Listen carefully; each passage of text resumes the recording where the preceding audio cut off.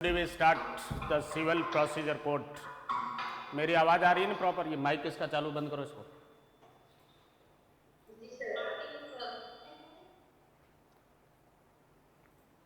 Today we start the civil procedure code 1908, a very important subject in the civil law. Prelims, mains or interview, all stages, and after that during the service in judicial service to practice being an advocate, all stages, the civil procedure code is the very important subject. Civil procedure code 1908, act number 5 of the 1908, civil प्रक्रिया संहिता 1908. और क्या अधिनियम संख्या, कई बार act number भी पूछ लेते हैं प्रीलिम्स के पेपर में. 1908 का अधिनियम संख्या 5 है, एक्ट नंबर 5 ऑफ 1908. मेरी आवाज क्लियर आ रही है ना आप लोगों को?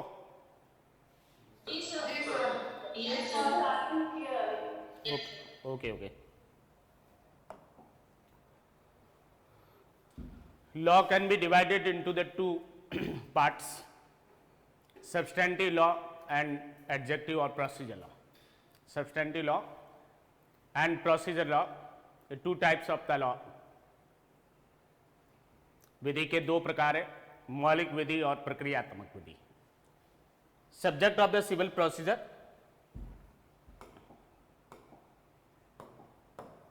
subject of the civil procedure is subject of concurrent list and cover under the entry number 13 of the concurrent list under the 7th schedule of the constitution. And what provided under the entry number 13 of the concurrent list, civil procedure including the limitation and arbitration. ये civil प्रक्रिया का जो विषय है ये कौन सी सूची का है? ये समवर्ती सूची का है. संविधान की 7वीं अनुसूची में 3 सूचियां दे रखी, यूनियन लिस्ट, स्टेट लिस्ट और कॉन्करेंट लिस्ट. ये कॉन्करेंट लिस्ट में कवर होता है समवर्ती सूची में. और प्रविष्टि संख्या 13 का विषय है ये, जिसमें सिविल प्रक्रिया के साथ साथ और क्या है, परिसीमा और माध्यस्थम. What are the differences between the substantive law and the procedural law? मौलिक विधि और प्रक्रियात्मक विधि में क्या अंतर है? Substantive law determines the rights and liabilities of the parties, determines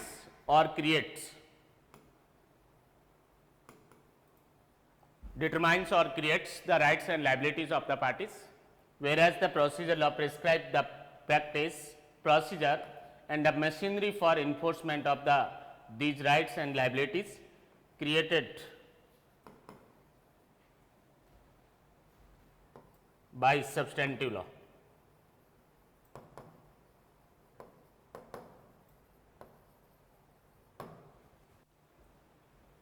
Substantive law determines and creates the rights and liabilities of the parties, whereas the procedure law is concerned to ensure the procedure of the enforcement of the such rights and liabilities which are created by the substantive law.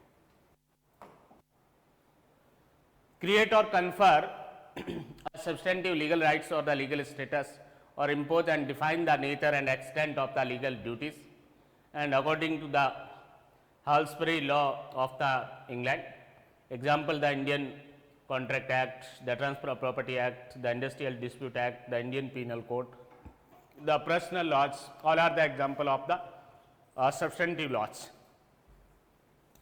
And the procedure law provides the machinery or the manner for the enforcement and the recognition of the legal rights, status and legal duties by the court of law or tribunal. For example, the Indian Evidence Act, the Limitation Act, Code of Civil Procedure, Criminal Procedure Code, all are the even specific relief act are the example of the procedure law.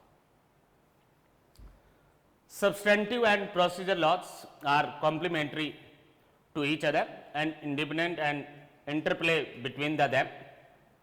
The Code of Civil Procedure in adjective law means the procedural law, and it neither creates nor takes away any right. It regulates the procedure to be followed by the civil courts. Hindi में आप देखेंगे मौलिक विधि ऐसी विधि जिसमें व्यक्तियों के अधिकार और दायित्वों का सृजन किया जाता है या परिभाषित किया जाता है, क्या कहलाती है? मौलिक विधि कहलाती है। क्या उदाहरण हो सकते हैं मौलिक विधि के? भारतीय दंड संहिता है, संविदा विधि है, हिंदू और मुस्लिम विधि है, अपकृत्य विधि है। ये क्या है? ये मौलिक विधि या सार्वभौम विधि के उदाहरण है। प्रक्रियात्मक विधि, ऐसी विधि जो मौलिक विधि द्वारा सृजित या परिभाषित अधिकार और दायित्वों के प्रवर्तन की प्रक्रिया को सुनिश्चित करती है, क्या कहलाती है? वो प्रक्रियात्मक विधि कहलाती है।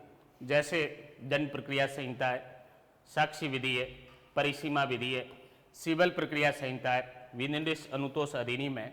ये क्या है? ये प्रक्रियात्मक विधि के उदाहरण है।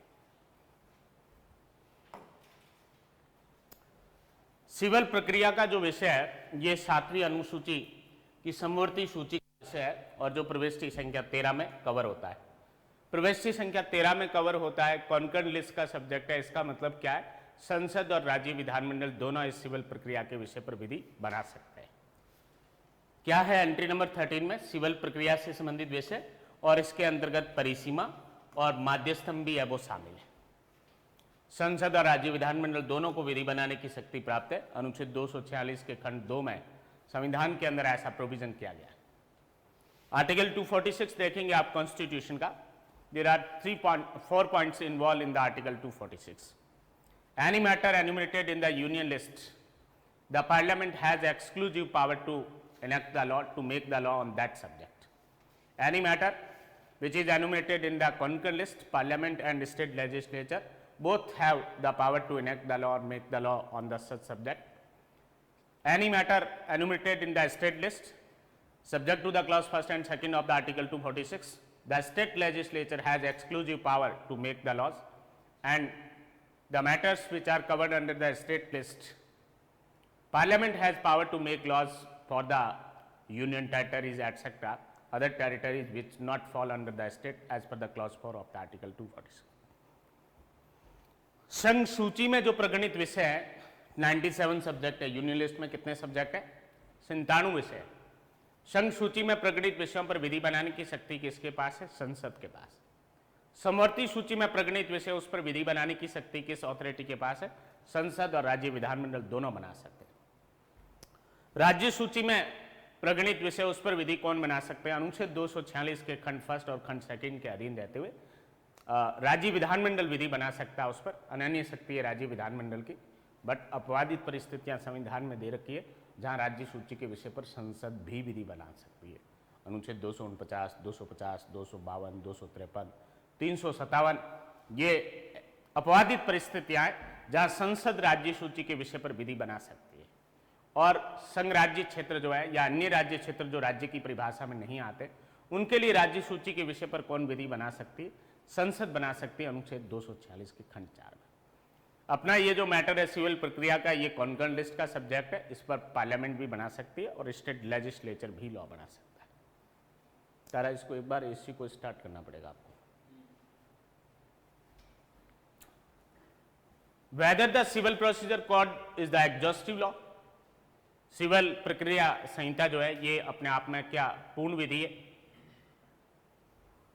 जिन विषयों के संबंध में सिविल प्रक्रिया संहिता में प्रावधान किया गया है उनके संबंध में सिविल प्रक्रिया संहिता एग्जॉस्टिव लॉ है या पूर्ण विधि है, और जिनके संबंध में कोई स्पष्ट प्रावधान नहीं किया गया है वहां सिविल प्रक्रिया संहिता की धारा 151 में वो कवर होगा या 151 की पावर को एक्सरसाइज करते हुए वो कंसर्न ऑर्डर्स एटसेट्रा किए जा सकते हैं। The matters in respect of which the expressly made the provision under the civil procedure code, in respect of such matter the civil procedure code is exhaustive law, and other matters which is not expressly provided the court can exercise the inherent power conferred under the section 151 of the civil procedure code.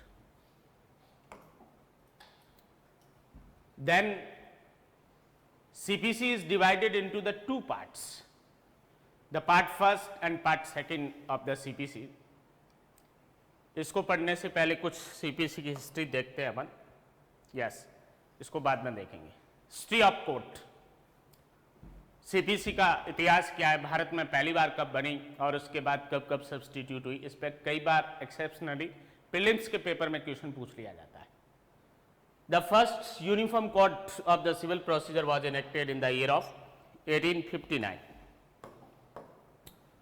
Civil procedure code was enacted in the year of 1859 in India. भारत में पहली बार CPC कब बनी थी? 1859 में। And it was not applicable to the Supreme Courts in the presidency towns and the presidency small cause courts. Some amendment made in the code of the 1859 and code was applied to the whole of the British India. And after that a new code was enacted in the year of 1877, and because of the some defects in the code of 1859. First substitution in the year of the 1877 after the code was passed in the year of 1859। आवाज clear आ रही है ना मेरी online students को? Yes sir. Okay okay, और video भी clear है? Okay sir आज साउंड अच्छा आ रहा होगा। हाँ हाँ, सब्जेक्ट भी तो अच्छा है ना, सब्जेक्ट के अनुसार है। यस तो भारत में जब पहली बार सीपीसी 1859 में बनी, उसके बाद फर्स्ट सब्स्टिट्यूशन किस ईयर में हुआ? 1877, substituted in the year of 1877। After that another code was enacted in the year of 1882, the second substitution in the year of the 1882, and it was also amended from the time to time, and after then the third substitution in the year of the 1908, that is the present civil procedure code. Present code was enacted in the year of 1908, and when the present code was enacted, there are 158 sections. There were 158 sections and 5 schedules.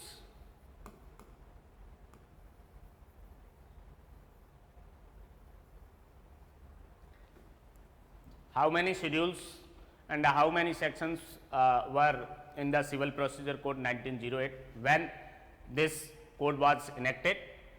158 sections and a 5 schedule, but presently only the one schedule, first schedule in existence, the second, third, fourth and fifth were repealed by the various amendments.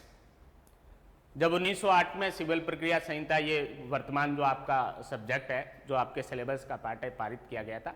158 धाराएं थी इसके में और 5 अनुसूचियां थी, जबकि वर्तमान में एक ही अनुसूची अस्तित्व में, द्वितीय, तृतीय, चतुर्थ और जो पंचम अनुसूची थी उसको संशोधन के द्वारा वो निश्चित कर दिया गया।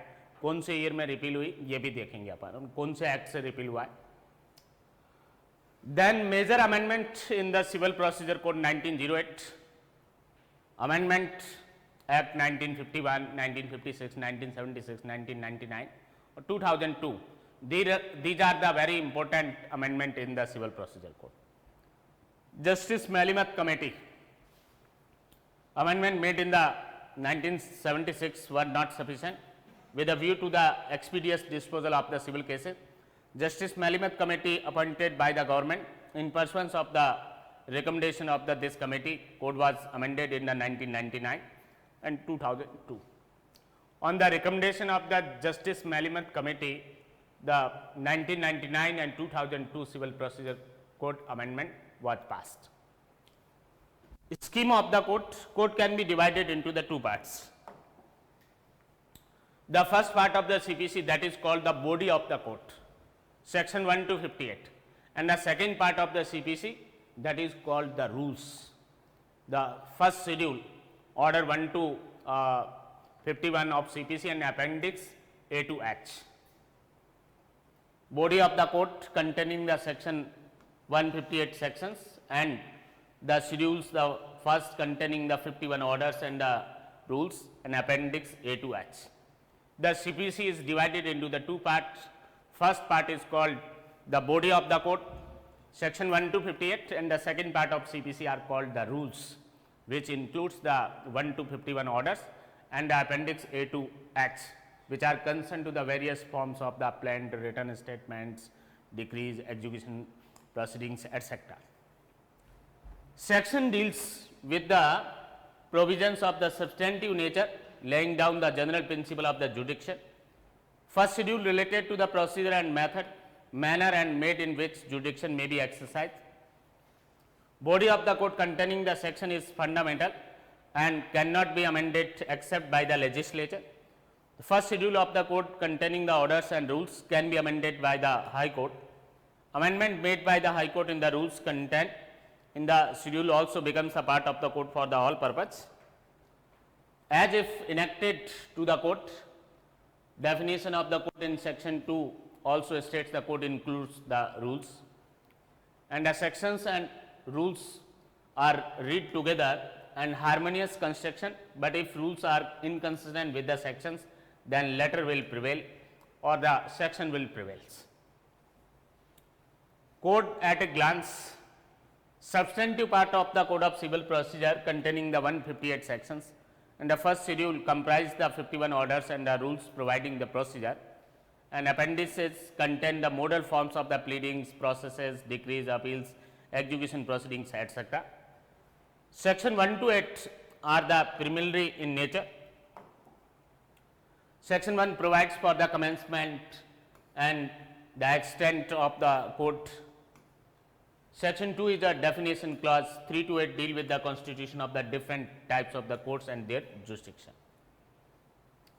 Then what are the difference between the part first of CPC and the part second of CPC, or the what are the difference between the sections and the orders.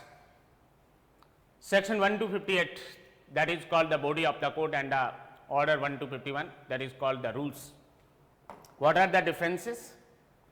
First part of CPC determines the substantive procedure and creates the jurisdiction of the civil court, whereas the second part of CPC concern to the mere procedure, and the first part of CPC only can be amended by the parliament or legislature of the state, whereas the second part of the CPC may be amended by the parliament or state legislature as well as by the concerned high court.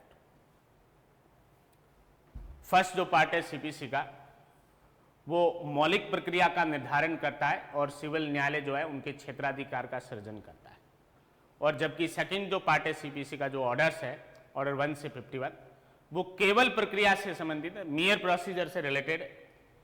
CPC के first part के अंदर संसद या राज्य विधानमंडल संशोधन कर सकती है सेक्शन 1 से 158 में, जबकि जो सेकंड पार्ट सीपीसी का है जो ऑर्डर्स और रूल्स है उसके अंदर संसद और राज्य विधानमंडल के साथ साथ संबंधित उच्च न्यायालय भी संशोधन कर सकता है। And there is a special note in case of the consistency और repugnancy between the sections and orders, the section shall prevail. Originally, there were the 5 schedules in the CPC 1908.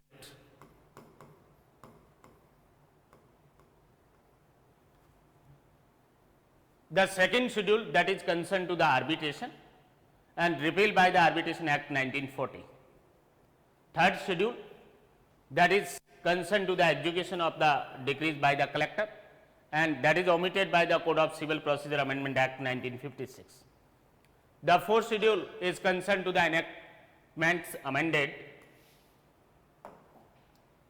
that is repealed by the Repealing and Amendment Act 1952 and section 2 and schedule 1st of the concerned act, and the fifth schedule, that is concerned to the enactments repealed, and that was repealed by the second Repealing and Amendment Act 1914 section 3 and the schedule 2nd of that act. So, these are the history of the repealing of the second, third, fourth and fifth schedule of the CPC.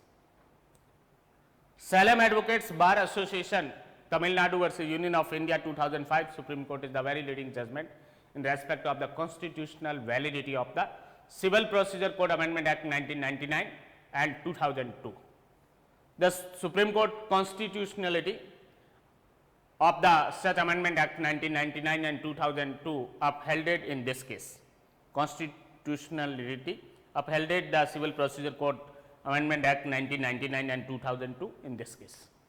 It means the declared the constitutional to the both Civil Procedure Code Amendment Act 1999 and 2002 in this case. What are the salient features of the 1976 Civil Procedure Code Amendment Act? 1976 का जो CPC का संशोधन था उसकी क्या महत्वपूर्ण बातें थी, क्या मुख्य विशेषताएं थी? Res judicata made more effective, added the explanation 7 and 8 etc. Power to transfer of the civil cases from the one high court to another, freedom from the attachment of salary, notice under section 80 made the less stringent, restriction on the right of the appeal and revision, order 32 inserted for the family matters, summary trial widened, and the changes made for the relief to indigent person. These are the salient feature of the Civil Procedure Code Amendment Act 1976. 1976 का जो संशोधन था उसकी मुख्य बातें क्या थी? ये 1 to 8 जो पॉइंट है ये salient features थे इस 1976 के amendment. Then what are the salient feature of the 1999 and 2002 CPC amendment? Time limit for the several matters. To fix the time limit for the several matters like to filing of the written statement, to amendment of pleadings, production of the documents, examination of the witnesses, and pronouncement of the judgment, etc. For these matters, the time limit is fixed by that 1999 and 2002 Civil Procedure Code Amendment Act. Settlement of the dispute outside the courts, Section 89 and Order 10 Rule 1A, 1B and 1C are the concern to this point. That was inserted by the 1999 amendment. Number of the adjournment restricted under Order 17, the 3 times adjournment granted to the one party in a single case. Recording of the evidence by the court commissioner, this is permitted under these amendments. Shorten the argument by empowered court to fix the time limit for the oral argument and by permitting the written argument on the records. And the scope of the first appeal, second appeal, letter patents appeal and the revision curtails. Civil न्यायालयों की जो स्थापना है वो civil न्यायालय अध्यादेश 1950 की धारा 7 की उपधारा 1, धारा 12 की उपधारा 1 और धारा 16 की उपधारा 1 के अंतर्गत होती है। सिविल कोर्ट कोई भी एस्टेब्लिश होता है, कौन से लॉ से गवर्न होता है? Establishment. Civil court ordinance 1950, civil court ordinance 1950, civil न्यायालय अध्यादेश 1950 की धारा 7 की उपधारा 1, धारा 12 की उपधारा 1 और धारा 16 की उपधारा 2 में सिविल कोर्ट है वो एस्टेब्लिश होते हैं। कुछ ऑर्डिनेंस ऐसे हैं जो कॉन्स्टिट्यूशन के कमेंसमेंट से पहले के हैं, वो परमानेंट लॉज है, वो स्थायी विधियाँ और एग्जिस्ट करती है। बट कॉन्स्टिट्यूशन के कमेंसमेंट के बाद जो ऑर्डिनेंस प्रेसिडेंट और गवर्नर के द्वारा प्रोमोलगेट किए जाते हैं या प्रख्यापित किए जाते हैं या जारी किए जाते हैं, उनका शॉर्ट पीरियड है, not exceeding the 6 week from the date of the reassemble of the parliament or the state legislature. क्या उद्देश्य है इस सिविल प्रक्रिया संहिता को पारित करने का लेजिस्लेचर का? सिविल न्यायालय की प्रक्रिया से संबंधित विधि को संशोधित और समेकित करने के प्रयोजन से, to consolidate and amend the law related to the procedure of the civil courts. It is the object और the purpose to pass the civil procedure code, to enact the civil procedure code as per the preamble of the civil procedure code itself. Sir, ordinance का 6 week या 6 month? 6 week, not exceeding 6 week. सर्वप्रथम भारत में CPC कौन से साल में बनी थी? 1859 में लॉर्ड मेकाले के है वो सुपरविजन में बनी थी। 1859 में सीपीसी बनी, 1860 में आईपीसी और 1861 में क्या बनी थी? सीआरपीसी बनी थी। ये 3 इंपॉर्टेंट लॉ कंटिन्यू बने थे। 1859 का जो लॉ था वो 3 टाइम सब्सटीट्यूट हो चुका है और 1861 की सीआरपीसी 4 टाइम सब्सटीट्यूट हो चुकी है। बट आईपीसी अभी भी एग्जिस्ट कर रहा है, उसमें कुछ छोटे मोटे अमेंडमेंट हुए बट टोटली सब्सटीट्यूट नहीं हुआ है। 1859 में सीपीसी बनने के बाद पहली बार प्रतिस्थापित कौन से साल में हुई? 1877 में। देन सेकेंड सब्सटीट्यूशन 1882 में और उसके बाद थर्ड सब्सटीट्यूशन 1908 में। 3 बार प्रतिस्थापित हुई है सिविल प्रक्रिया संहिता आज तक बनने के बाद।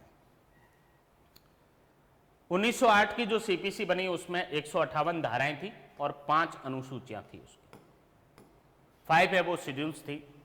द्वितीय, तृतीय, चतुर्थ और पंचम अनुसूची को संशोधन अधिनियमों के द्वारा निश्चित कर दिया गया है। अभी वर्तमान में केवल प्रथम अनुसूची अस्तित्व में है और उसमें 1 से लेके और 51 तक आदेश है और परिशिष्ट ए से लेके और एच तक है, जिसमें कुछ फॉर्मेट या प्रारूप दे रखे हैं। द्वितीय अनुसूची को कौन से अधिनियम के द्वारा रिपील किया गया? माध्यस्थम अधिनियम 1940 के द्वारा रिपील किया गया। सेकंड शेड्यूल आर्बिट्रेशन से रिलेटेड थी, माध्यस्थम से संबंधित, उसको जब स्पेशल लॉ बन गया उस पर आर्बिट्रेशन एक्ट 1940, तो उस एक्ट के द्वारा वो रिपील कर दिया गया। तृतीय अनुसूची को सिविल प्रक्रिया संहिता संशोधन अधिनियम 1956 के द्वारा निश्चित कर दिया गया। ये कुछ कलेक्टर को कुछ डिक्रियों के निष्पादन की शक्ति देता था, जिसको अब वो रिपील कर दिया गया इस civil procedure code amendment act 1956 से। चतुर्थ जो अनुसूची है, इसको निरसन एवं संशोधनकारी अधिनियम 1952 के द्वारा निश्चित कर दिया गया, जिसमें कुछ संशोधित अधिनियमों की सूची दे रखी थी। पंचम अनुसूची जो है वो द्वितीय निरसन एवं संशोधनकारी अधिनियम 1914 के द्वारा रिपील कर दिया गया और इसमें निश्चित अधिनियमों की सूची दे रखी थी। तो ये जो द्वितीय, तृतीय, चतुर्थ और पंचम अनुसूची थी सीपीसी की, इन अमेंडमेंट के थ्रू है वो इनको रिपील किया गया। वर्तमान में सीपीसी में 158 धाराएं, 158 सेक्शंस और प्रथम अनुसूची है जिसमें 51 आदेश है और परिशिष्ट ए से लेके और एच तक में कई सारे वो प्रारूप दे रखे हैं। सीपीसी में कौन कौन से महत्वपूर्ण संशोधन हुए बनने के बाद? 1951 का संशोधन था, 1956 का संशोधन था, 1976 का बड़ा संशोधन है सीपीसी में, 1999 का भी इंपॉर्टेंट संशोधन है और 2002 का भी इंपॉर्टेंट संशोधन है। नवीनतम संशोधन यदि सीपीसी में देखा जाए तो 2012 में आदेश 37 के नियम 1 में हुआ। हालांकि वाणिज्यिक न्यायालय जब बने कॉमर्शियल कोर्ट, तो उसमें कॉन्सिक्वेंशनल अमेंडमेंट है, डायरेक्ट सीपीसी में अमेंडमेंट नहीं है। अलग से 2015 का एक्ट है कॉमर्शियल कोर्ट्स के लिए, उसके सेक्शन 16 और शेड्यूल के साथ जो है कुछ अमेंडेड प्रोविजन उन पर लागू होंगे सीपीसी के, कुछ लागू नहीं होंगे, कुछ सब्स्टिट्यूट लागू होंगे, कुछ अमेंडेड लागू होंगे। ऐसा अमेंडमेंट किया गया है कॉमर्शियल डिस्प्यूट के पर्पज के लिए। डायरेक्ट सीपीसी में जो है वो लास्ट अमेंडमेंट कौन सा है? 2012 में हुआ था, ऑर्डर 37 के रूल फर्स्ट। 1976 का जो सीपीसी का संशोधन था उसकी क्या मुख्य विशेषताएं? प्राग न्याय का जो सिद्धांत है उसको अधिक प्रभावी बनाया गया। स्पष्टीकरण 7 और स्पष्टीकरण 8 है वो धारा 11 में जोड़कर।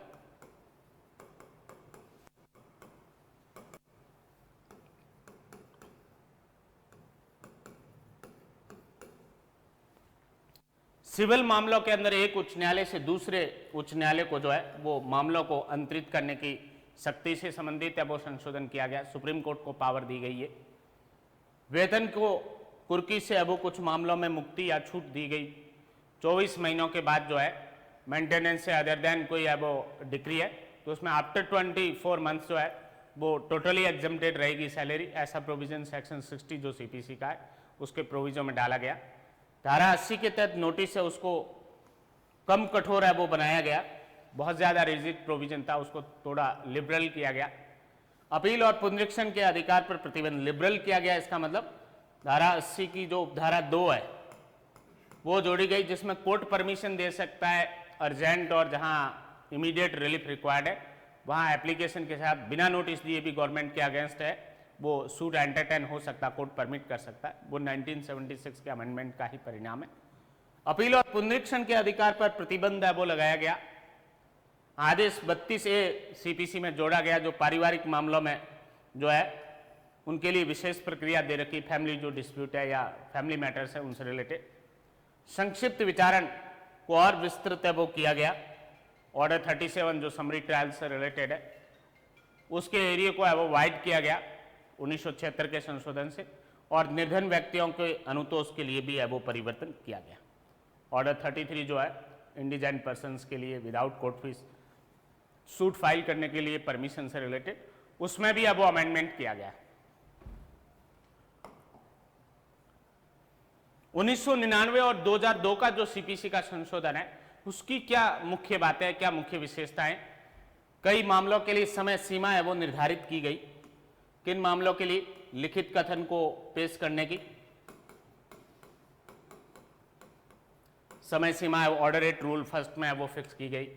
अभिवचन में संशोधन के लिए समय सीमा निर्धारित की गई, परंतु जोड़ा गया आदेश 6 नियम 17 में। दस्तावेज को पेश करने की समय सीमा है वो निर्धारित की गई ऑर्डर 7 रूल 14 और ऑर्डर 8 रूल फर्स्ट ए। इसमें वो प्लांट और WS के साथ पेश करेंगे एटसेट्रा। और ऑर्डर 13 रूल फर्स्ट, जिसमें ये कहा कि यदि ओरिजिनल डॉक्यूमेंट पहले से नहीं है तो सेटलमेंट ऑफ इश्यूज से पहले या at the time of settlement of issue वो डॉक्यूमेंट कोर्ट के सामने पेश हो जाने चाहिए। और निर्णय सुनाए जाने की समय सीमा भी ऑर्डर 20 रूल फर्स्ट, ऑर्डर 20 का रूल फर्स्ट आप देखेंगे तो वहाँ पे भी टाइम लिमिट निर्णय सुनाए जाने की भी तय की गई है कि यदि रिजर्व किया जाता है फ्यूचर के लिए तो जनरली विदिन 30 डेज, जिस दिन हियरिंग कंप्लीट हुई है उससे 30 दिन के भीतर है वो निर्णय सुनाया जाएगा। और एक्सेप्शनली है वो 60 डेज में जजमेंट है वो प्रोनाउंस किया जाएगा। ये समय सीमा भी है वो 2002 और 1999 के संशोधन से है वो डाली गई। न्यायालय के बाहर विवाद का निपटारा धारा 89 और आदेश 10 के नियम 1A 1B 1C, ये ADR से रिलेटेड जो प्रोविजन है अल्टरनेट डिस्प्यूट रेजोल्यूशन सिस्टम्स, ये जो अडेप्ट किया गया ये 1999 और 2002 के अमेंडमेंट है वो डाला गया CPC में। स्थगन की जो संख्या है एडजॉर्नमेंट की, इनको भी है वो सीमित किया गया। आदेश 17 में आप देखेंगे तो 3 बार स्थगन सामान्यतः दिया जाएगा एक पक्षकार को एक मामले में। हालांकि अपवादित परिस्थितियां अलग है जहां 3 बार से अधिक भी दिया जा सकता है। सैलम एडवोकेट बार एसोसिएशन वाला जो जजमेंट है उसके इंटरप्रिटेशन से। कोर्ट कमिश्नर के द्वारा साक्ष्य को लेखबद्ध किया जाना, जो ऑर्डर 18 के रूल 4 में आपको पढ़ने को मिलेगा CPC के अंदर। तो ये प्रोविजन जो कोर्ट स्वयं है वो साक्ष्य लेखबद्ध करेगा या कमिश्नर के माध्यम से भी लिखवाया जा सकता है। और कमिश्नर से रिलेटेड और भी प्रोविजन जो किए गए, ये 1999 और 2002 के अमेंडमेंट का है वो प्रभाव है। देन बहस का जो समय सीमा तय करने के लिए भी कोर्ट को एम्पावर किया गया है। मौखिक बहस को है वो रेगुलेट कर सकता है, एक टाइम दिया जा सकता है कोर्ट के द्वारा। और रिटर्न जो आर्ग्यूमेंट है उसको रिकॉर्ड पर लेने के लिए वो अभिलेख पर लेने की अनुमति भी कोर्ट है वो दे सकता है। यस, आवाज प्रॉपर आ रही है ना मेरी आप लोगों को? Okay okay. प्रथम अपील, द्वितीय अपील, लेटर पेटेंट्स अपील, पुनरीक्षण, इनके जो इन पर प्रतिबंध है वो लगाया गया है, रेस्ट्रिक्ट किया गया है इनके एरिया को या स्कोप को या परिधि को। Slam advocate bar association Tamil Nadu बनाम भारत संघ 2005, सुप्रीम कोर्ट। न्यायालय ने इस मामले में यह अभिनिर्धारित किया कि 1999 और 2002 सिविल प्रक्रिया संहिता संशोधन अधिनियम है वो संवैधानिक है। सिविल प्रक्रिया संहिता संशोधन अधिनियम 1999 और 2002 जो है वो कॉन्स्टिट्यूशनल है या कॉन्स्टिट्यूशनल वैलिडिटी को अपहेल्ड किया गया सुप्रीम कोर्ट के द्वारा इस जजमेंट में। प्रीलिम्स के पेपर में इस पर क्वेश्चन पूछा जाता है। 1999 और 2002 का जो CPC का अमेंडमेंट है उसको कॉन्स्टिट्यूशनल किस जजमेंट में डिक्लेयर किया गया या कॉन्स्टिट्यूशनल वैलिडिटी किस जजमेंट में अपहेल्ड की गई, ये या प्रीलिम्स के पेपर में कई सारे स्टेट्स के जुडिशियल सर्विसेज में इस तरीके का क्वेश्चन पूछा जाता है। आप इस जजमेंट को जरूर तैयार रखना। Slam advocate bar association of Tamil Nadu बनाम भारत संघ 2005, सुप्रीम कोर्ट। CPC में जैसा अपन ने देखा कि ये प्रोसीजर से रिलेटेड प्रक्रियात्मक विधि है, ये it not creates the rights and nor extinguish the rights. न तो यह अधिकारों का सृजन करती है और न कोई अधिकार आपके सब्सटेंटिव लॉ में क्रिएट हुए उनको समाप्त करती है। It is mere concern to the procedure in respect of the enforcement of the rights, liabilities, duties create or the defined under the substantive law।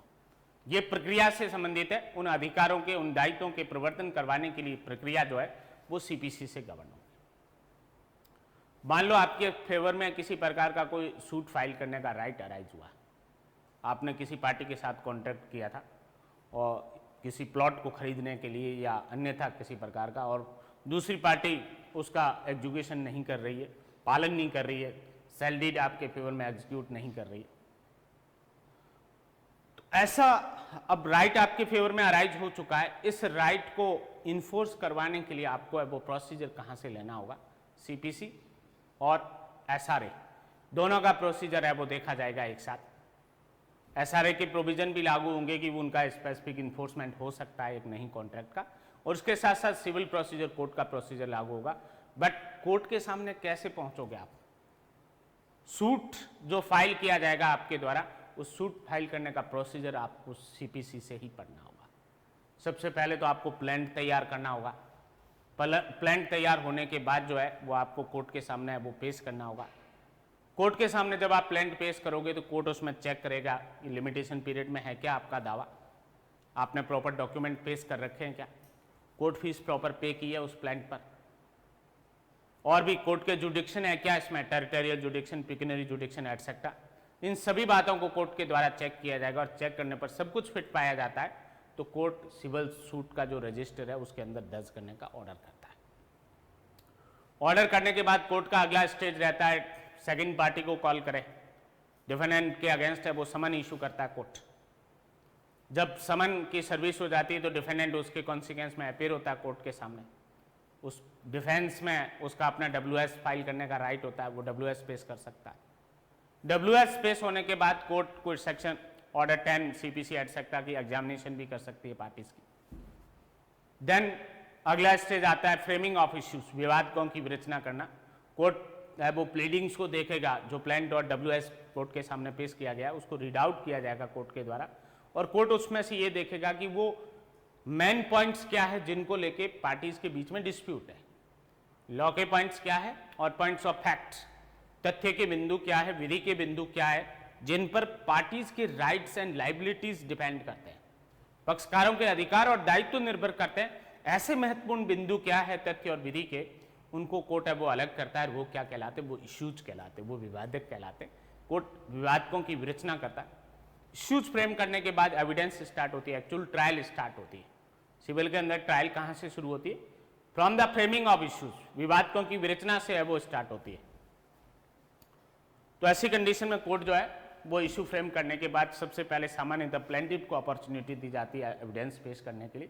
Plaintiff की एविडेंस क्लॉज होने के बाद या कंप्लीट होने के बाद डिफेंडेंट को एविडेंस है वो पेश करने की अपॉर्चुनिटी दी जाती है, और डिफेंडेंट की एविडेंस क्लॉज होने के बाद फाइनल आर्ग्यूमेंट सुने जाते हैं, और फाइनल आर्ग्यूमेंट के बाद कोर्ट अपना जजमेंट प्रोनाउंस करता है। वो इमीडिएट भी हो सकता है हियरिंग कंप्लीट होने के बाद, और रिजर्व भी रखा जा सकता है फ्यूचर के लिए। और जजमेंट को फॉलो करते हुए अल्टीमेटली कोर्ट क्या करता है, सिविल में एक डिक्री प्रिपेयर करता है, डिक्री तैयार है वो करता है। तो ये सारा जो प्रोसीजर है आपका, प्लांट प्रिपेयर होने से लेके और सूट कोर्ट में फाइल होने से लेके और डिक्री पारित करने तक का ये सारा प्रोसीजर आपको कहाँ मिलेगा, ये सीपीसी में मिलेगा आपको। सिविल प्रक्रिया संहिता जो है यही आपको ये सारा प्रोसीजर बताएगी। सेक्शन 26 और ऑर्डर 4 आपको बताएगा कि how to institute the suit, वाद कैसे संस्थित किया जाएगा। देन ऑर्डर 5 आपको बताएगा सेक्शन 27 to 29 जो है ये डिफेंडेंट के अगेंस्ट है वो समन इशू करना और उसकी सर्विस से रिलेटेड प्रोविजन। ऑर्डर 8 आपको बताएगा कि WS कितने टाइम में पेश किया जाएगा, WS में क्या क्या बातें हो सकती है इंक्लूडिंग द सेट ऑफ और काउंटर क्लेम एक्सेट्रा। ऑर्डर 10 आपको कोर्ट की पावर बताएगा, कोर्ट है वो एग्जामिनेशन कर सकता है पार्टीज की। ऑर्डर 14 आपको फ्रेमिंग ऑफ इश्यूज से रिलेटेड है वो प्रोविजन आपको पढ़ने को मिलेंगे। देन 16 ये विटनेसेस के अगेंस्ट समन इशू करने की कोर्ट की पावर है। अल्टीमेटली एग्जामिनेशन जो है वो विटनेसेस का और पार्टीज का एटसेट्रा ऑर्डर 18 में होता है, और उसके बाद फाइनल आर्ग्यूमेंट एटसेट्रा सुन के और कोर्ट है वो ऑर्डर 20 के अंदर है वो जजमेंट देता है, और जजमेंट को फॉलो करते हुए डिक्री है वो पारित की जाती। तो ये सारा प्रोसीजर कहाँ पर है, ये सिविल प्रक्रिया संहिता में। जो राइट आपके फेवर में अराइज हुआ, राइट टू सू, वाद लाने का अधिकार उद्भूत हुआ, उस राइट को इन्फोर्स करवाने के लिए प्रोसीजर आपको कहाँ मिलेगा, सीपीसी से मिलेगा। ये सीपीसी आपको प्रोसीजर बताएगी जो एडवोकेट को भी गाइड करेगी, कोर्ट को भी गाइड करेगी और पार्टीज को भी गाइड करेगी अपने राइट को इन्फोर्स करने के लिए।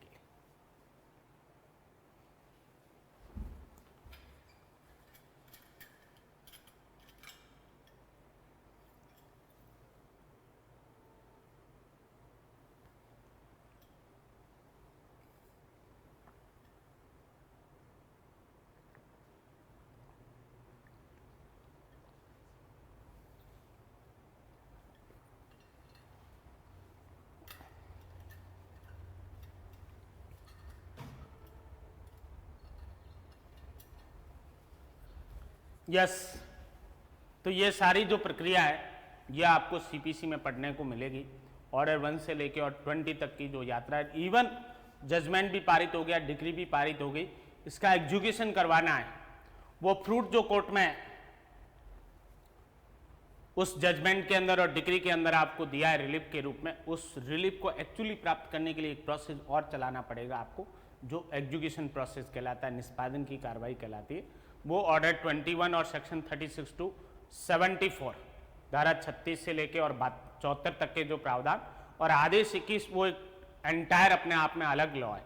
जिस तरीके से सूट से आपने यात्रा शुरू की थी और डिग्री तक पहुंचे, दोबारा यात्रा एग्जीक्यूशन के लिए एक और एप्लीकेशन पेश करने से स्टार्ट करनी पड़ेगी और अल्टीमेटली उसका एग्जीक्यूशन होने तक, यदि पेमेंट ऑफ मनी है तो मनी प्राप्त करने तक, यदि पोजीशन से रिलेटेड है इमूवेबल प्रॉपर्टी में तो पोजीशन ऑब्टेन होने तक, कॉन्ट्रैक्ट के स्पेसिफिक परफॉर्मेंस का है तो परफॉर्मेंस होने तक, वो जो है वो सारा प्रोसेस आपको ऑर्डर 21 और सेक्शन 36 से 74 तक में मिलेगा।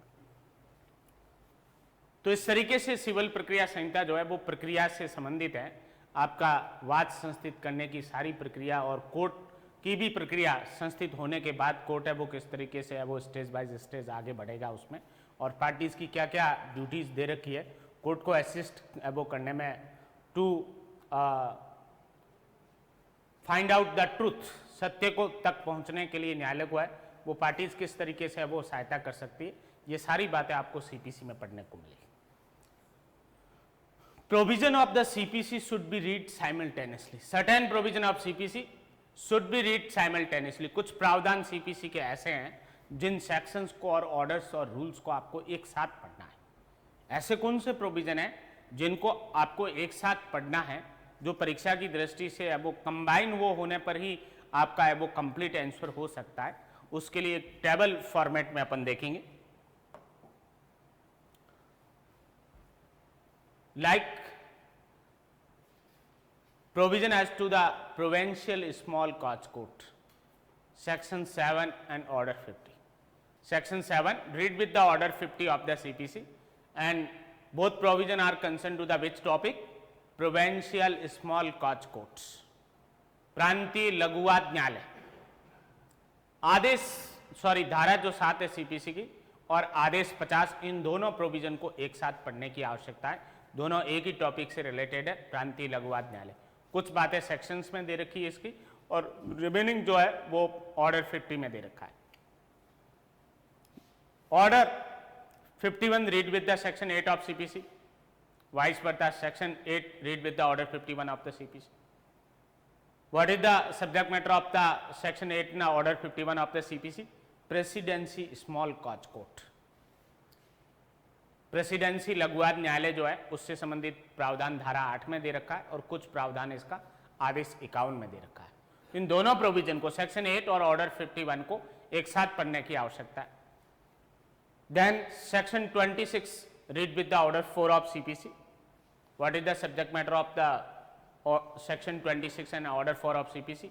इंस्टीट्यूशन ऑफ द सूट, वाद का संस्थित किया जाना, how to institute the suit. इसमें कुछ पॉइंट्स आपको सेक्शंस में पढ़ने को मिलेंगे और रिमेनिंग आपको ऑर्डर 4 में पढ़ने को मिलेगा।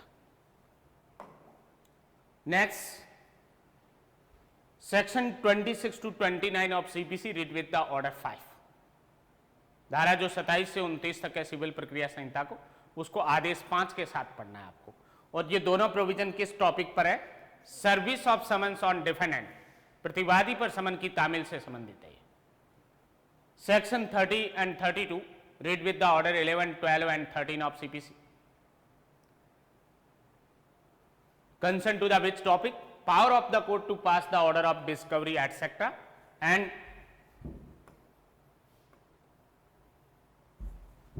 impose the penalties etc.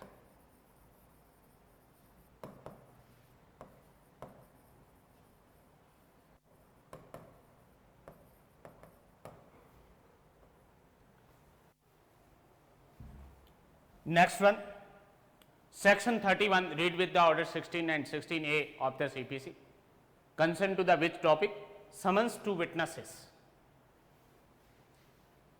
Section 33 read with the order 20 of CPC. Concern to the which topic? Judgment and decree. Section 35 read with the order 20A of the CPC concern to the which topic? Costs. Section 36 to 74 read with the order 21 of CPC concern to the which topic? Execution of the decrees and orders. Section 75 to 78 read with the order 26 of CPC concern to the which topic? Power of the court to issue commission. Section 79 to 82 read with the order 27 of CPC concern to the procedure in suit by or against the government. Section 88 read with the order 35 of CPC concern to the interpleader suit. Then section 89 read with the rules 1A, 1B and 1C of the order 10 concern to the which topic? Settlement of the dispute outside the courts, means through the forms of ADR. Next, section 90 read with the order 36 of CPC concern to the which topic? Special case, known as the friendly suit also. Section 94 and 95 of CPC read with the order 38, 39 or 40 of the CPC concern to the supplemental proceedings. Which proceedings?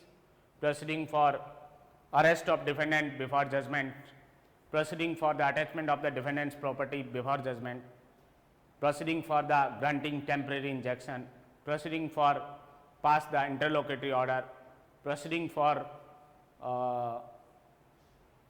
appointment of receiver, etc. These are the supplemental proceeding under section 94 read with the order 38, 39 and 40 of the CPC. Next, section 96 to 99A read with the order 41 of CPC concern to the which topic? Both these provision.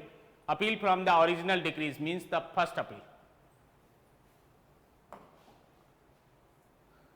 Next one, section 100 to 103 read with the order 42 of the CPC concern to the which topic? Appeal from the decrees passed in appellant jurisdiction, means concern to the second appeal. Section 104 to 106 read with the order 43 of CPC concern to the which topic? Appeal from the orders. Section 107 and 108 of CPC read with the rule 23, 23A, 24, 25, 27 of the order 41 concern to the which topic? Power of the appellant court. Section 109 read with the order 45 of CPC concern to the appeal to the Supreme Court. Section 113 read with the order 46 of CPC concern to the reference. And the last point, section 114 read with the order 47 of CPC concern to the review. These provision read together, these sections and the orders and rules read together to crack the exam of the judicial services, being a good judicial officer, being a distinguished jurist, all these provisions required to be read simultaneously. After then, there is a special note, CPC has no retrospective effect. There so many times question asked from or upon this point, whether CPC has retrospective effect, no retrospective effect, statement is true, statement is false, इस तरीके का question बहुत बार पूछा जाता है. CPC has no retrospective effect. Though the general rule of the interpretation of statute is that procedural law have the retrospective effect. सामान्य नियम क्या है? संविधि के निर्वचन का प्रक्रियात्मक विधियां भूतलक्षी प्रभाव रखती है, लेकिन सीपीसी का रेट्रोस्पेक्टिव इफेक्ट नहीं है. ऐसा आपको टकवानी की बुक है, त्रिपाठी की जो बुक है, उनके इंटरप्रिटेशन में आपको पढ़ने को मिल जाएगा. सीपीसी का भूतलक्षी प्रभाव नहीं है. इट मीन्स जो सीपीसी के इन्फोर्समेंट के बाद जो सूट फाइल किए जाएंगे, 1908 का जो ये लॉ है, उस पर ही है वो ये 1908 की सीपीसी लागू होगी. इससे पहले के जो फाइल किए गए सूट एटसेट्रा है वो ओल्ड कोड से गवर्न होंगे या रिपीलिंग जो कोड थे उनसे गवर्न होंगे.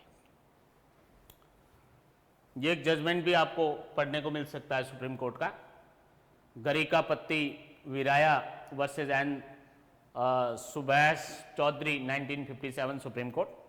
held that it is well settled principle of the interpretation that procedure laws are always retrospective unless reason to contrary. If there is any contrary reason is given under the statute, then no retrospective effect. And if the law is silent in respect of the retrospective effect, then the procedure law have the retrospective effect. CPC की कौन सी धाराएं और आदेश को एक साथ पढ़ा जाए हिंदी में यदि देखा जाए इस टेबल को, धारा 7 को आदेश 50 के साथ पढ़ा जाना चाहिए। क्या विषय वस्तु है धारा 7 और आदेश 50 की? प्रांतीय लघुवाद न्यायालय। धारा जो 8 है सीपीसी की उसको आदेश 51 के साथ पढ़ा जाना चाहिए, जो किस टॉपिक से रिलेटेड है? प्रेसिडेंसी लघुवाद न्यायालय। धारा 26 सीपीसी को आदेश 4 के साथ पढ़ा जाना चाहिए। क्या टॉपिक है इसका? वाद का संस्थित किया जाना। देन धारा 27 से 29 को आदेश 5 के साथ पढ़ा जाना चाहिए। क्या विषय वस्तु है इन धारा 27 से 29 और आदेश 5 की? प्रतिवादी पर समन की तामील। सीपीसी की धारा 30 और 32 को आदेश 11, 12 और 13 के साथ पढ़ा जाना चाहिए। क्या है इसमें? न्यायालय की प्रकटीकरण आदि की आदेश देने की शक्ति और शास्ति अधिरोपित करने की शक्ति है। धारा 31 को आदेश 16 और 16A के साथ पढ़ा जाना चाहिए। क्या विषय वस्तु है आदेश धारा 31 और आदेश 16 और 16A की? साक्षी को समन। धारा 33 को आदेश 20 के साथ पढ़ा जाना चाहिए। क्या विषय वस्तु है धारा 33 और आदेश 20 की? निर्णय और डिक्री। धारा 35 को आदेश 20A के साथ पढ़ा जाना चाहिए। क्या विषय वस्तु है धारा 35 और आदेश 20A की? खर्चे, कॉस्ट। धारा 26 से 74 को आदेश 21 के साथ पढ़ा जाना चाहिए। क्या विषय वस्तु है धारा 36 से 74 की और आदेश 21 की? डिक्री और आदेशों का निष्पादन। धारा 75 से 78 किसकी आवाज आ रही? कोई डिस्टर्बेंस आ रहा है क्या? Yes, sir. किसी का माइक चालू है क्या? जिसका भी माइक ऑन है माइक ऑफ रखें अपने सारे लोग।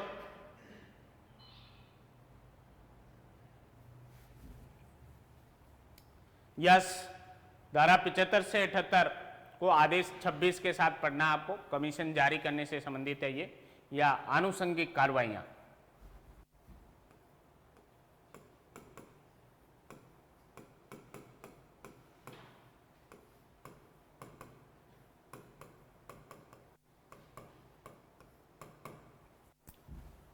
नेक्स्ट धारा 79 से 82 को आदेश 27 के साथ पढ़ना है। सरकार के द्वारा या उसके विरुद्ध वाद में क्या प्रक्रिया अपनाई जाएगी। नेक्स्ट धारा 88 को आदेश 35 के साथ पढ़ना है आपको, जो अंतराभिवाची वाद से संबंधित है, इंटरप्लीडर सूट से। धारा 89 को आदेश 10 के नियम 1A, 1B और 1C के साथ पढ़ा जाए। किससे संबंधित है ये? न्यायालय के बाहर विवादों का निपटारा। धारा 90 को आदेश 36 के साथ पढ़ा जाए। क्या विषय वस्तु है इसकी? विशेष मामला, और इसको मित्रवत वाद भी कहते हैं।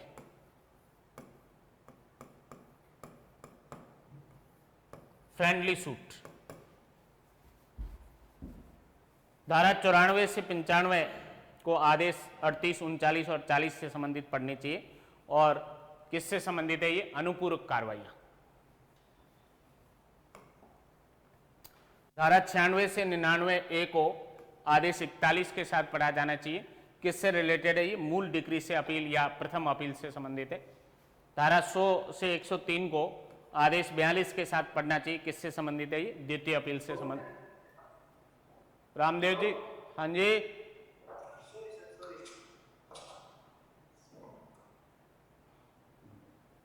यस, धारा 104 से 106 को आदेश 43 के साथ पढ़ा जाना चाहिए।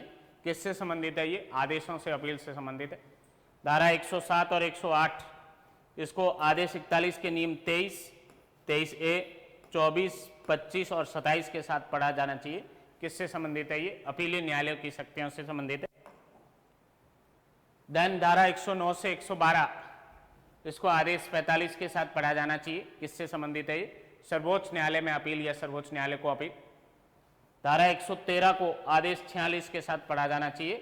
किससे संबंधित है? ये दोनों प्रावधान निर्देश से संबंधित है। और लास्ट जो एंट्री है धारा 114 को आदेश 47 के साथ पढ़ा जाना चाहिए। किससे संबंधित है ये? पुनरावलोकन या रिव्यू से संबंधित है। ये प्रोविजन सीपीसी के ऐसे हैं जिनको एक साथ पढ़ने की आवश्यकता है। कुछ बातें आपको सेक्शंस में मिलेगी, कुछ ऑर्डर और रूल्स में मिलेगी, और दोनों मिलके है वो कंप्लीट है।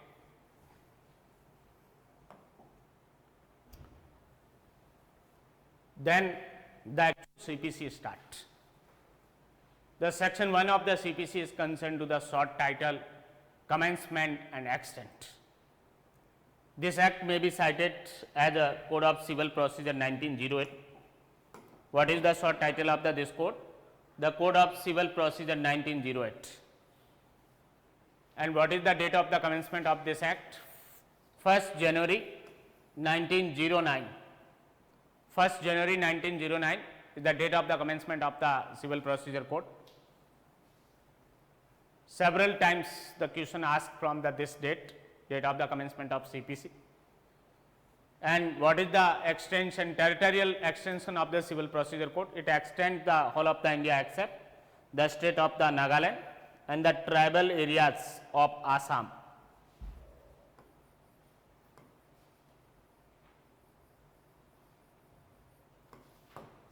ये असम यहाँ पर मेंशन नहीं है, बट एक्सप्लेनेशन में आगे पढ़ेंगे तो उससे क्लियर हो जाएगा। What about the Jammu Kashmir? Except Jammu Kashmir, except Jammu Kashmir terminology, except Jammu Kashmir expression was omitted by the Jammu Kashmir reorganisation act 2019। Jammu Kashmir के सिवाय जो शब्दावली थी उसको जम्मू कश्मीर पुनर्गठन अधिनियम 2019 के द्वारा लोपित कर दिया गया है।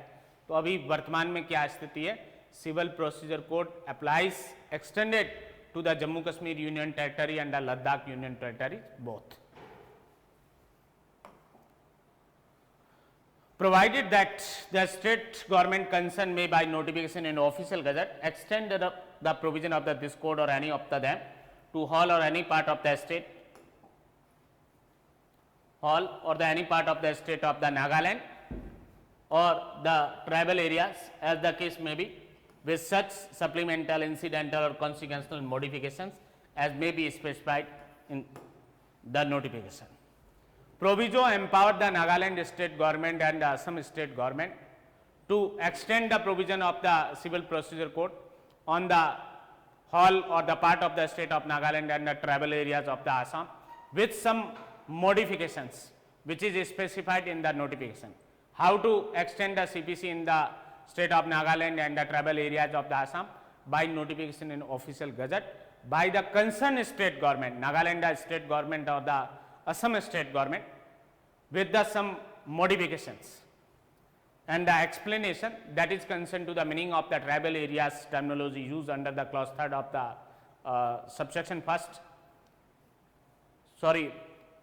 3rd of the section 1st of the CPC. What is the meaning of the tribal area? Tribal area means that territories which immediately before the 21st day of the January 1972 were included in the tribal areas of Assam as reference to in paragraph 20 of the 6th schedule to the constitution. The tribal area means the territories which immediately before the 21st day of the January 1972 were included in the tribal areas of the Assam as referred in the para 20 of the 6th schedule of the constitution. Karbi, Anglong और one more district दे रखा है इसमें tribal areas के रूप में, आप देखेंगे para 20 of 6 schedule of Constitution में. And subsection 4 in relation to the Amindivi islands and the East Godavari, West Godavari and the Visakhapatnam agency in the state of the Andhra Pradesh and the union territory of the Lakshadweep, the application of this code shall be without prejudice to the application of any rules or regulations for the time being in force in such island agencies or the such union territory as the case may be relating to the application of this code. If any rule or the regulation in force in the Amni Div Islands, East Godavari, West Godavari and the Visakhapatnam agency and the Lakshadweep union territory, such rules or regulations existed and shall not be prejudicially affected by the civil procedure code. Hindi में आप देखेंगे धारा 1, 4 बातें इसमें मोटा मोटी है। पहला, सबसे पहले संक्षिप्त नाम है इस सीपीसी का, सिविल प्रक्रिया संहिता 1908। क्या शॉर्ट टाइटल है इसका? सिविल प्रक्रिया संहिता 1908 इसका संक्षिप्त नाम है। कौन सी तारीख से ये है वो सीपीसी लागू हुई या प्रवर्तन में आई? 1 जनवरी 1909। ये बहुत बार प्रीलिम्स के पेपर में पूछा गया और फ्यूचर में भी पूछने की संभावना है। इस डेट को जरूर याद रखना आप, 1 जनवरी 1909। ममता बिश्नोई,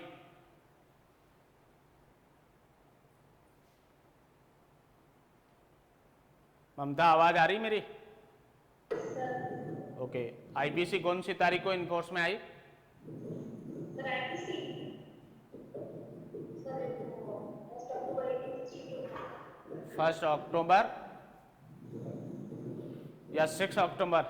1 अक्टूबर को राष्ट्रपति का कंसेंट मिला सर। 6 अक्टूबर 1860 को राष्ट्रपति का कंसेंट मिला और 1 जनवरी 1862। अच्छा, राष्ट्रपति थे क्या 1860 में? मैंने तो सुना है कि राष्ट्रपति, इस संविधान जो भारत का संविधान बना इसमें ही राष्ट्रपति पद वो डाला गया। इससे पहले राष्ट्रपति नाम की कोई वो चीज़ थी नहीं भारत में। खैर, जो कोई भी हाईएस्ट अथॉरिटी थी, गवर्नर जनरल एटसेट्रा, उनकी एसेंट है वो प्राप्त की गई थी 6 अक्टूबर 1860 को। और प्रवर्तन की तारीख क्या है आईपीसी की? 1 जनवरी 1862, 1 जनवरी 1862। ओके ओके, माइक ऑफ कर दे ममता अपना। Yes, Kiran Singh Rathi.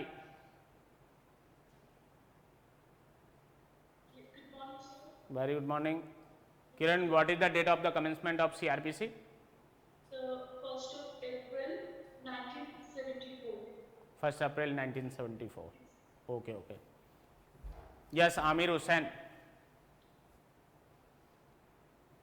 Yes sir. Aamir, साक्ष्य अधिनियम की लागू होने की तारीख क्या है?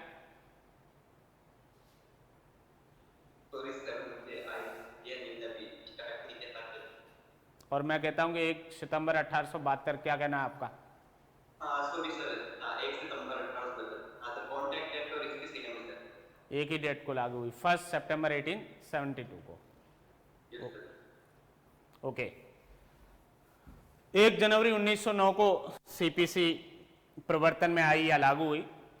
सीपीसी का विस्तार भारत में कहां तक है? नागालैंड राज्य को और असम के जनजातीय क्षेत्र के सिवाय ये संपूर्ण भारत के राज्य क्षेत्र में सीपीसी लागू होती है या सीपीसी का विस्तार है। जम्मू कश्मीर के सिवाय जो शब्दावली थी, इस शब्दावली को जम्मू कश्मीर पुनर्गठन अधिनियम 2019 के द्वारा लोपित कर दिया गया है। इसका प्रभाव क्या हुआ जम्मू कश्मीर के सिवाय शब्दावली को हटाने का? वर्तमान में सीपीसी जम्मू कश्मीर संघराज्य क्षेत्र पर भी लागू होती है और लद्दाख संघराज्य क्षेत्र पर भी लागू होती है।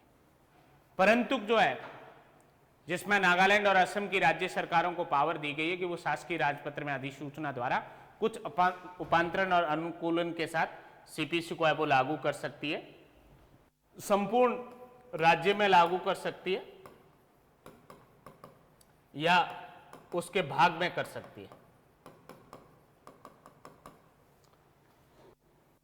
लास्ट जो सबसेक्शन है, सबसेक्शन 4, अवनी द्वीप द्वीप समूह, आंध्र प्रदेश का पूर्वी और पश्चिमी गोदावरी का क्षेत्र, विशाखापत्तनम अभिकरण, लक्षद्वीप संघराज्य क्षेत्र। इसमें सीपीसी के लागू होने के समय प्रवर्त जो नियम और विनियम है उन पर सीपीसी का कोई प्रतिकूल प्रभाव नहीं पड़ेगा। इट मीन्स वो नियम और विनियम है वो प्रवर्तन में बने रहेंगे। Section 2 is concerned to the definitions. There are 20 definitions given under the Section 2 of the CPC, 212 to 220. The first definition is the code. Code includes the rules. Code includes the rules means order 1st to 51 of the CPC and also the any rules etc. made by the High Court under section 122 or 125 of the CPC. Next definition under the 22 definition of decree, the very important definition for the main exam and also for the prelims. What is the definition of the decree under the 22? Decree means the formal expression of an adjudication. Decree means the formal expression of an adjudication. Formal expression of an adjudication, which so far as regards the court expressing it, conclusively determines the rights of the parties. Conclusively determines the rights of the parties with regard to all or any of the matter in controversy in that suit. It may be either preliminary or final. It shall be deemed to be include the rejection of the plaint and the determination of the any question within the section 144, but does not include an adjudication from which an appeal lies as an appeal from an order of the dismissal for default. What is the meaning of the preliminary decree? A decree is preliminary when further proceeding have to be taken before the complete disposal of the suit. It is final when such adjudication completely disposes of the suit. It may be partly preliminary and partly final. What is the meaning of the word adjudication? Adjudication means the judicial determination of the matter in dispute. And what is the meaning of the formal expression? Formal expression means acceptance or rejection of the any or the all relief claimed in the plaint and embodied in a formal declaration.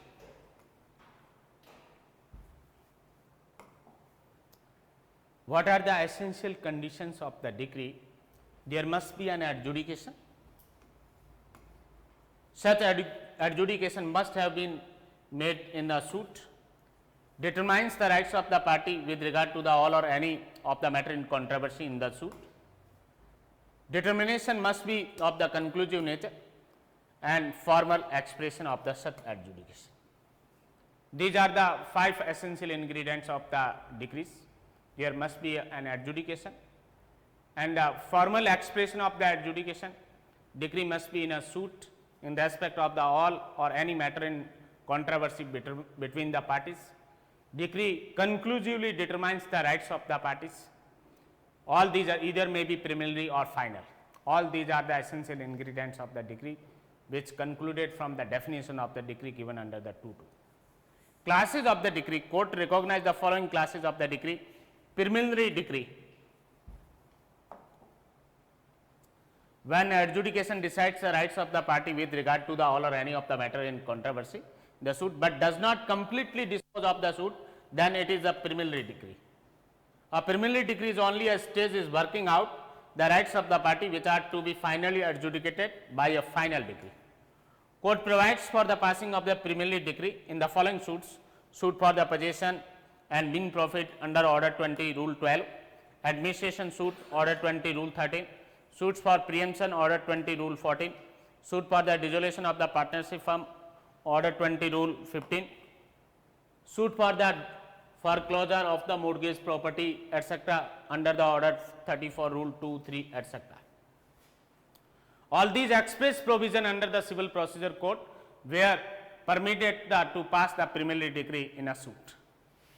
Then final decree. A decree may be said to be final in the 2 ways: when within the prescribed period no appeal is filed against the decree or the matter has been decided by a decree of the highest court, and when the decree so far as regard to the court passing it completely dispose of the suit. The second meaning is concerned to the 2.2. When the decree so far as regards to the court passing the completely dispose of the suit. A final decree is one which completely disposes of the suit and finally settles the all questions in controversy between the parties, and nothing further remains to be decided thereafter. Partly preliminary and a partly final decree. A preliminary decree is one which declare the rights and the liabilities of the party, leaving the actual result to be worked out in the further proceeding. Then as a result of the further inquiries conducted pursuant to the preliminary decree, rights of the parties are fully determined and decree is passed in accordance with the said determination, which is final. both the decrees are in the same suit. For example, in a suit for the possession of immovable property with the mean profit where court decrees the possession of the property and directs to inquiry into the mean profit, former part of the decree is final and the latter part which is concerned to the inquiry in respect of the mean profit is only the preliminary. Because the final decree for the mean profits can be drawn only after the inquiry and the amount dues is as certain, though the decree is only one, it is partly preliminary and partly final. What is the meaning of the deemed decree? Deemed decree terminology is used under the law. An adjudication not fulfilling the requisites of the section 2.2 of the CPC cannot be said to be a decree. By a legal fiction, certain orders and the determination are deemed to be decrees under the court. For example, deemed decree under CPC are followed: rejection of the plaint under Order 7 Rule 11 CPC, that is expressly given under the 2.2 of the CPC; determination of the question under section 144 in restitution application, that is also the included in the definition of the decree; adjudication under the Order 21 Rule 58, adjudication of the claim or objection as to the attachment of property; adjudication under Order 21 Rule 98, orders after the adjudication of the matter relating to the resistance or the obstruction to delivery of the possession to the decree holder or the purchaser; and Order 21 Rule 100, Order 21 Rule 100, order passed on the application complaining of the disposition by the decree holder or purchaser to a person other than the judgment debtor. All these are the example of the deemed decree, where law recognizes that order or adjudication or determination if it were a decree. Shankar versus Chandrakant 1995 Supreme Court and Hassan Abbas Syed versus Usman Abbas Syed 2007 Supreme Court, both judgments are on the same point. Court held that more than one preliminary or more than one final decree can be passed in a single suit. More than one preliminary decree or more than one final decree may be passed in a single suit. It is permitted under the law. Then next definition is given under the 214, that is connected with the decree. 214 is concerned to the definition of order. What is the definition of order? Formal expression of the decision of civil court. Formal expression of the decision of civil court which is not a decree. किसका mic चालू है? मोनिका अपना mic off कर लें. Formal expression of the decision of the civil court which is not a decree. What are the differences between the decree and order? This question may be asked in the main exam. Any questions may be asked in the preliminary exam on the basis of the difference between the decree and order, which statement is correct or incorrect, etc. Decree passed in a suit only and which commences by the presentation of the plaint, whereas order may be arises from a petition or the application also. Decree determines the rights of the parties conclusively, whereas in case of the order may or may not be finally determines the such rights. Decree is the formal expression of the an adjudication, whereas in case of order formal expression of the decision of civil court.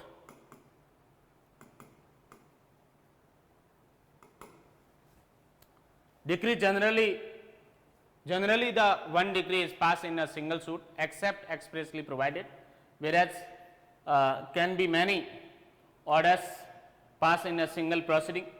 There is no limit of the passing the order. Second appeal can lie on a certain grounds against the decree, whereas no second appeal lies against the order. Every decree is appealable except the expressly provided. Not every order is appealable unless that specified in the order 43 or the section 104 of CPC.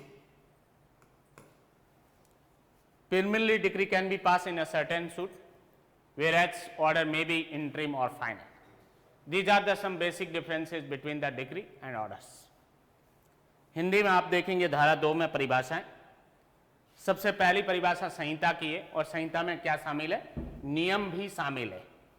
नियम भी शामिल है, इसका मतलब क्या है? संहिता शब्द के अंदर आदेश 1 से 51 भी शामिल है। आदेश 1 से 51 भी शामिल है। संहिता का मतलब केवल धारा 1 से 58 तक नहीं है। संहिता शब्द कहीं पर भी यूज लिया गया, दोनों पार्ट सीपीसी के शामिल है, फर्स्ट पार्ट और सेकंड पार्ट। 2.2 जो बहुत इंपॉर्टेंट है परीक्षा की दृष्टि से, डेफिनेशन है डिक्री की, ये मेंस में भी पूछी जा सकती है, डिफरेंस भी पूछा जा सकता है डिक्री और ऑर्डर का मेन एग्जाम में, और प्रीलिम्स में भी कोई क्वेश्चन आ सकता है, डायरेक्ट भी डिक्री को कहाँ डिफाइन कर रखा है ऐसा भी आ सकता है, और इसके एसेंशियल इंग्रेडिएंट से भी कोई क्वेश्चन आ सकता है। डिक्री क्या है? न्याय निर्णय की औपचारिक अभिव्यक्ति है, वो अभिप्रेत है। डिक्री से ऐसे न्याय निर्णय की प्रारूपिक या औपचारिक अभिव्यक्ति अभिप्रेत है जहां तक वो उसे अभिव्यक्त करने वाले न्यायालय से संबंधित है, वाद में के सभी या किन्हीं विवादग्रस्त विषयों के संबंध में है। वो वाद में के सभी या किन्हीं विवादग्रस्त विषयों के संबंध में। तीसरी जो इंपॉर्टेंट बात है डिक्री की डेफिनेशन में, पक्षकारों के अधिकारों का निश्चयक रूप से अवधारण है उस डिक्री में। और जो फोर्थ पॉइंट है वह प्रारंभिक भी हो सकती है और अंतिम भी हो सकती है। यह समझा जाएगा कि डिक्री के अंतर्गत क्या शामिल है? वाद पत्र का नामंजूर किया जाना, प्लान का रिजेक्ट किया जाना, ऑर्डर 7 रूल 11 सीपीसी। आदेश 7/11 में वाद पत्र को नामंजूर करने का ऑर्डर है, वो डीम्ड डिक्री है, वो डिक्री का प्रभाव रखता है, डिक्री की परिभाषा में शामिल है वो। और धारा 144 के अधीन किसी प्रश्न का अवधारण भी डिक्री शब्द के अंदर शामिल है। जब प्रत्यास्थापन के लिए एप्लीकेशन पेश की गई है रेस्टिट्यूशन के लिए 144 में, उस एप्लीकेशन में यदि किसी प्रश्न का अवधारण किया है कोर्ट ने, किसी क्वेश्चन को डिटरमाइन किया है, तो वो डिटर्मिनेशन का जो ऑर्डर है या वो डिटर्मिनेशन क्या है, डिक्री की डेफिनेशन में कवर होता है। क्या शामिल नहीं है डिक्री के अंदर? ऐसा कोई न्याय निर्णय जिसकी अपील आदेश की अपील की तरह होती है, वो शामिल नहीं है डिक्री शब्द के अंदर। और व्यतिक्रम में खारिजी के लिए कोई आदेश किया जाए, व्यतिक्रम में वाद को खारिज करने का आदेश किया जाए ऑर्डर 9 रूल 2 में या रूल 3 में या रूल 4 में या अन्यथा किसी प्रोविजन के अंतर्गत, तो ये डिक्री की परिभाषा में कवर नहीं होगा। क्या आवश्यक तत्व है डिक्री शब्द के? उर्मिला अपना माइक ऑफ कर ले, उर्मिला चितलांगिया। डिक्री न्यायालय के द्वारा किसी वाद में पारित की जाएगी, किसी सूट के अंदर विवादग्रस्त सभी या किन्हीं विषयों के संदर्भ में होगी डिक्री। पक्षकारों के अधिकारों का निश्चयक रूप से या अंतिम रूप से अवधारण होगा डिक्री में, और ये न्याय निर्णय की औपचारिक अभिव्यक्ति के रूप में होगी, जो प्रारंभिक भी हो सकती है और अंतिम भी हो सकती है। ये 5 आवश्यक तत्व है डिक्री की परिभाषा की। डिक्री में क्या शामिल है? 2 बातें शामिल है एक्सप्रेस रूप से। आदेश 7 नियम 11 में वाद पत्र का नामंजूर करना शामिल है डिक्री में, और धारा 144 में आवेदन के संबंध में किसी प्रश्न का अवधारण जो है उसका ऑर्डर भी या अवधारण इटसेल्फ जो है वो भी डिक्री की परिभाषा में कवर होगा। डीम्ड डिक्री का क्या मतलब होता है? जो वास्तव में डिक्री नहीं है, जो वास्तव में डिक्री नहीं है, वो आदेश है या अवधारण है, परंतु विधायिका उसे डिक्री के रूप में मान्यता देता है या देती है, वो क्या है? वो डिक्री है, वो मानी जाएगी या डीम्ड डिक्री होगी। डिक्री में क्या शामिल नहीं है या अपवर्जित है? ऐसा न्याय निर्णय जिसकी अपील है वो आदेश की तरह होती है, जैसे आदेश 1 नियम 13 के अंतर्गत कोई विनिश्चय है, तो ये डिक्री की परिभाषा में कवर नहीं होगा। और व्यतिक्रम में खारिजी का आदेश मीन्स आदेश 9 के नियम 2, 3, 4 आदि के अंतर्गत कोई यदि वाद को खारिजी का आदेश किया गया है व्यतिक्रम के अंदर अब्सेंट आदि के केस में, तो ये भी अब वो डिक्री की परिभाषा में कवर नहीं होता है, क्योंकि यहाँ पार्टीज के राइट कंक्लूसिवली डिटरमाइन नहीं हुए। पक्षकारों के अधिकार है, उनका निश्चयिक रूप से अवधारण नहीं हुआ है, फाइनली डिसाइड नहीं हुए, इसलिए डिक्री की डेफिनेशन में कवर नहीं होगा। और 1976 के संशोधन से पहले आदेश धारा 47 में पारित किया गया आदेश भी डिक्री का प्रभाव है वो रखता था। प्रारंभिक डिक्री, दो शब्दावली अपन ने पढ़ी थी कि सब डिक्री जो प्रारंभिक हो सकती या अंतिम हो सकती। प्रारंभिक डिक्री का क्या मतलब है, स्पष्टीकरण आप देखेंगे 2.2 के साथ, उसमें प्रारंभिक डिक्री को है वो एक्सप्लेन किया गया है। वाद का पूर्ण रूप से निपटाए जाने के लिए आगे और कार्रवाइयां की जानी है, वो डिक्री क्या कहलाती है, प्रारंभिक डिक्री कहलाती है। वाद का पूर्ण रूप से निपटारा नहीं हुआ है, कुछ पॉइंट्स कोर्ट ने डिसाइड कर लिए, बट फर्दर अभी कुछ कार्रवाइयां की जानी है कंप्लीटली सूट को डिस्पोज ऑफ करने के लिए। उस डिक्री का प्रभाव क्या होगा, वो प्रारंभिक डिक्री कहलाएगी।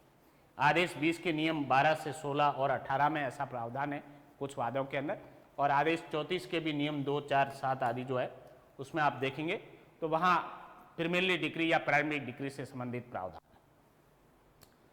स्थावर संपत्ति के कब्जे के लिए वाद संस्थित किया गया और उसमें मध्यमवर्ती लाभ का दावा भी किया गया। साथ में न्यायालय कब्जे के प्रश्न को तय कर लेता है, पोजीशन का पॉइंट है वो कोर्ट तय कर लेता है कि ये पार्टी पोजीशन के लिए एंटाइटल है, और उसके साथ मध्यमवर्ती लाभ की संगणना करने के लिए डायरेक्शन देती है, जांच करने का आदेश देती है। ये डिक्री जो है क्या है, ये प्रारंभिक डिक्री है, बट प्रारंभिक में भी ये क्या है, कब्जे के बिंदु पर ये आंशिक रूप से अंतिम डिक्री भी है, उस पॉइंट को फाइनली डिसाइड कर दिया है। और मीन प्रॉफिट के संदर्भ में ये क्या है, ये प्रीमियरली है, और ये प्रीमियरली इसलिए कि अभी तक फाइनली डिस्पोज ऑफ नहीं हुआ है, इसलिए ये प्रीमियरली डिक्री। हालांकि प्रीमियरली में भी ये क्या है, पार्टली फाइनल और पार्टली अब वो प्रीमियरली की कैटेगरी में आएगी। अंशतः प्रारंभिक और अंशतः अंतिम डिक्री जो है, इस उल्लेखित उदाहरण के अंदर कब्जे के संबंध में ये डिक्री जो है वो अंतिम है और मध्यमवर्ती लाभ के संबंध में ये प्रारंभिक है। अतः यह डिक्री अंशतः प्रारंभिक और अंशतः अंतिम भी है। अंतिम डिक्री किसे कहेंगे, ऐसी डिक्री जिसके द्वारा वाद का पूर्ण रूप से निपटारा हो जाता है, वो क्या कहलाती, अंतिम डिक्री कहलाती। न्याय निर्णय शब्द जो यूज लिया गया है, एडजुडिकेशन, इसका मतलब क्या है, विवादग्रस्त विषय का न्यायिक अवधारण करना, और इस न्यायिक अवधारण के अंदर क्या जरूरी है, सुनवाई जरूरी है, और दूसरा गुणावगुण,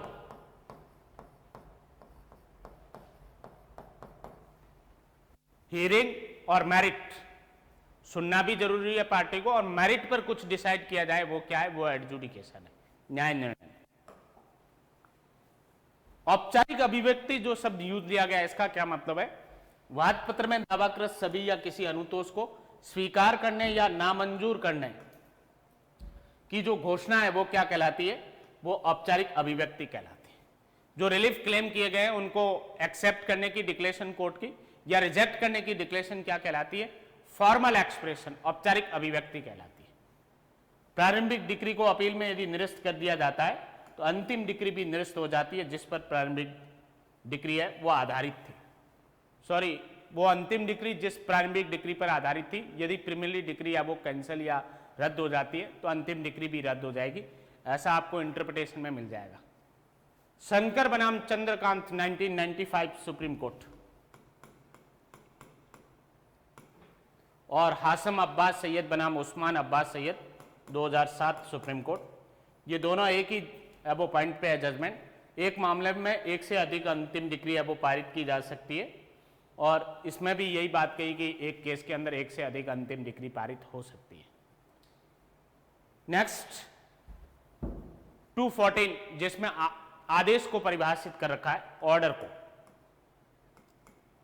क्या परिभाषा है 214 में आदेश की, सिविल न्यायालय के विनिश्चय की औपचारिक अभिव्यक्ति जो डिक्री नहीं है, डिक्री से भिन्न सिविल न्यायालय के विनिश्चय की औपचारिक अभिव्यक्ति क्या कहलाती है, आदेश कहलाती है। क्या अंतर है डिक्री और आदेश में?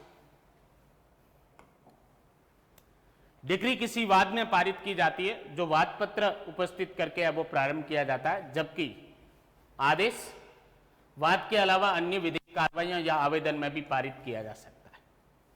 डिक्री पक्षकारों के अधिकारों का निश्चयक रूप से अवधारण करती है, जबकि आदेश में ऐसा आवश्यक नहीं है। अधिकारों का निश्चयक रूप से अवधारण हो भी सकता है और नहीं भी। डिक्री सामान्यतः एक वाद में एक ही पारित होती है सिवाय अभिव्यक्त प्रावधानों के, जबकि आदेशों की संख्या एक वाद में एक से अधिक हो सकती है, कोई निर्बंधन नहीं है इस पर। अपवादित प्रावधानों के सिवाय प्रत्येक डिक्री जो आरंभिक अधिकारिता में पारित की गई है अपील योग्य होती है धारा 96 के अनुसार, जबकि प्रत्येक आदेश अपील योग्य नहीं होता है। केवल धारा 104 और आदेश 43 में जो उल्लेखित है वो आदेश ही अपील योग्य है। डिक्री की द्वितीय अपील कुछ निश्चित आधारों पर धारा 100 में हो सकती है, जबकि आदेश की द्वितीय अपील पोषणीय नहीं है। धारा 104 की उपधारा 2 में रेस्ट्रिक्टेड है या प्रतिषेध है या निषेध है। डिक्री प्रारंभिक या अंतिम हो सकती है, जबकि आदेश जो है वो अंतरिम या अंतिम हो सकता है। तो इस तरीके से आप डिक्री और आदेश के बीच में अंतर को नोट डाउन कर सकते हैं।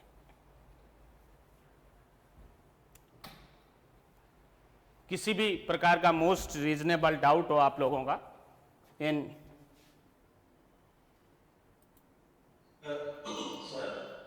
यस